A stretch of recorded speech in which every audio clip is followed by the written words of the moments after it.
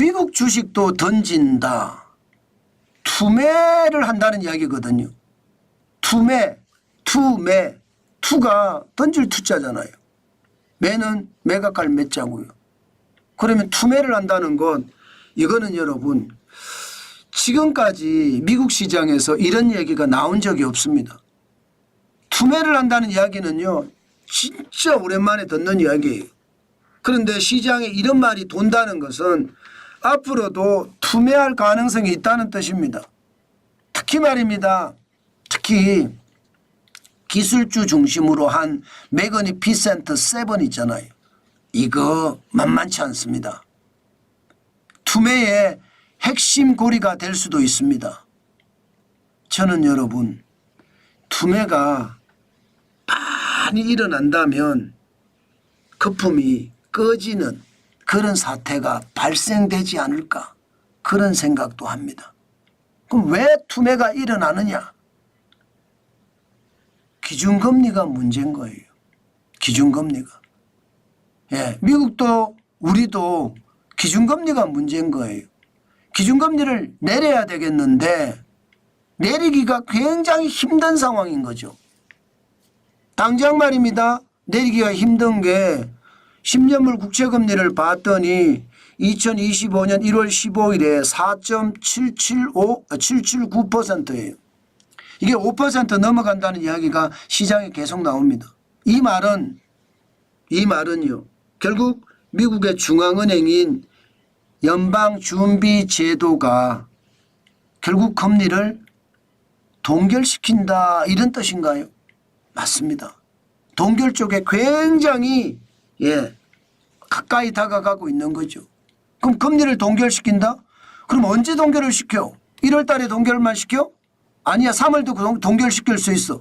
아니야. 5월도 동결시킬 수 있어. 그럼 5월 달까지 금리가 동결이에요. 고금리가 계속 간다는 이야기예요. 이거 이상한데? 그러면서 투자자들이 기술주 중심으로 많이 샀잖아요. 매그니피센트 7이라는 그 기술주들 아마존부터 시작을 해서 테슬라, 엔비디아, 알파벳, 마이크로소프트, 메타 뭐 등등 알파벳까지요. 이게 7가지 매그니피센트 기술주 7가지를 다 팔고 있다 이런 얘기예요. 문제는 투매가 문제죠. 투매. 자 보세요. 나스닥 기술주 중심의 나스닥입니다. 장 시작과 함께 던져버렸죠.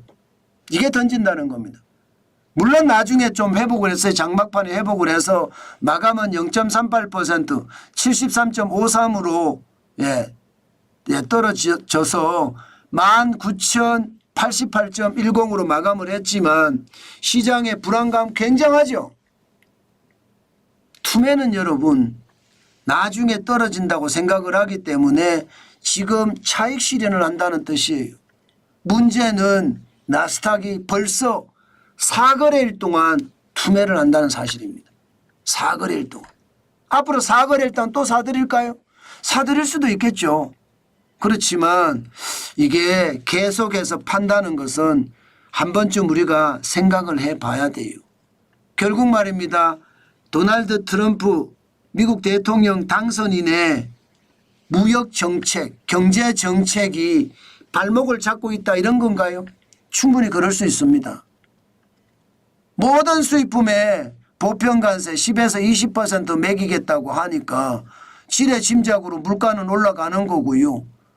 그 상황에 맞춰서 국채금리도 올라간다. 그래서 미국의 기준금리는 동결시킨다. 이런 등식이 성립이 되거든요. 그만큼 말입니다. 시장에 불안감이 큽니다. 게다가 양자 컴퓨터 주가도 지금 계속 떨어지고 있죠. 양자 컴퓨터라는 게 앞으로 오래 걸린다고 하니까 20년은 걸린다고 하니까 그만큼 주가가 빠집니다. 그 바람에 비트코인도 빠지다가 덜 빠지기 시작했죠. 그렇지만 S&P 500은 그나마 회복은 했습니다. S&P 500은 대형주 중심입니다. 0.16% 강보합으로 마감했고요. 9.18이 상승을 해서 5,836.22 플러스로 전환에 성공을 한 거죠. 플러스 전환에 성공을 했을 뿐이지 이게 앞으로 긍정적인 요소가 많다 이렇게 얘기하기는 아직까지는 저는 쉽지 않다고 봅니다. 아직까지는. 시장의 불안감이 굉장히 크다는 것 그것도 현실이다 이렇게 보입니다. 예, 마찬가지로 말입니다.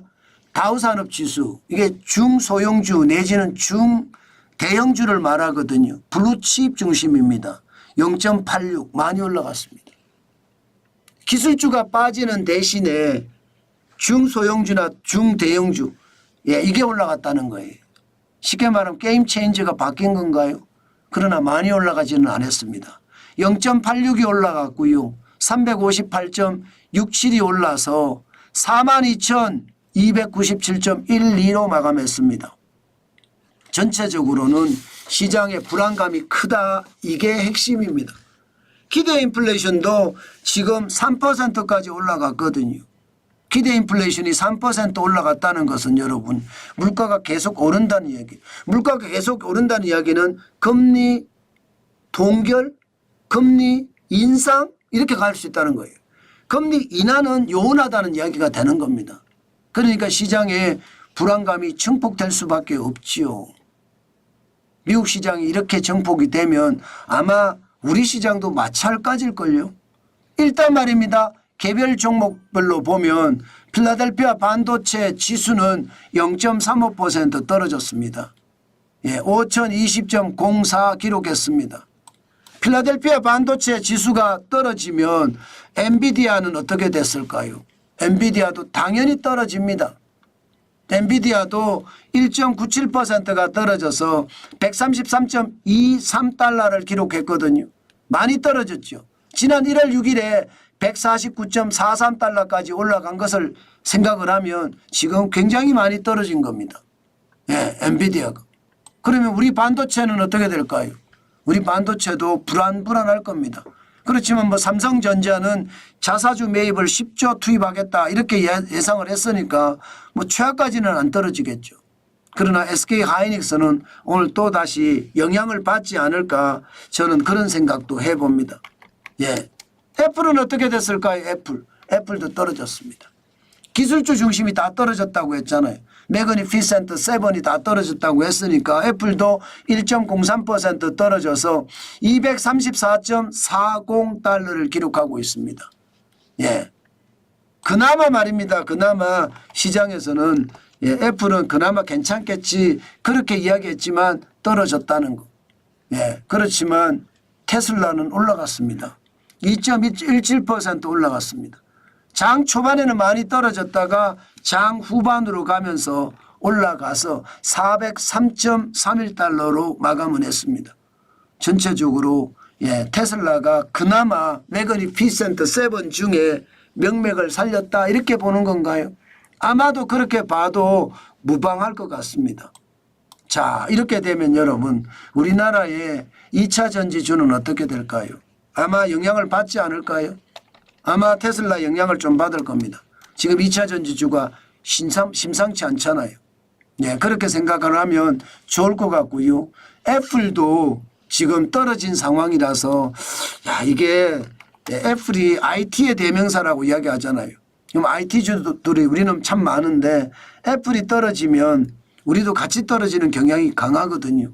아마 오늘 우리 주식시장은 여전히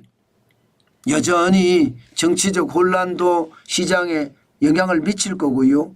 또 트럼프의 보복 관세도 영향을 미칠 거고요. 특히 외국인들이 어떤 영향을 많이 미칠다. 저는 그렇게 생각을 합니다. 요즘 외국인들이 미치는 영향을 보면 사실 좀 무섭다 생각이 들거든요. 아마 여러분들도 보시면 외국인들의 동향에 따라서 굉장히 달라질 거다. 그것을 느끼실 수 있을 겁니다. 오늘 투자도 여러분 조심하시고 또 조심하시면서 투자하는 거 잊지 말았으면 좋겠습니다.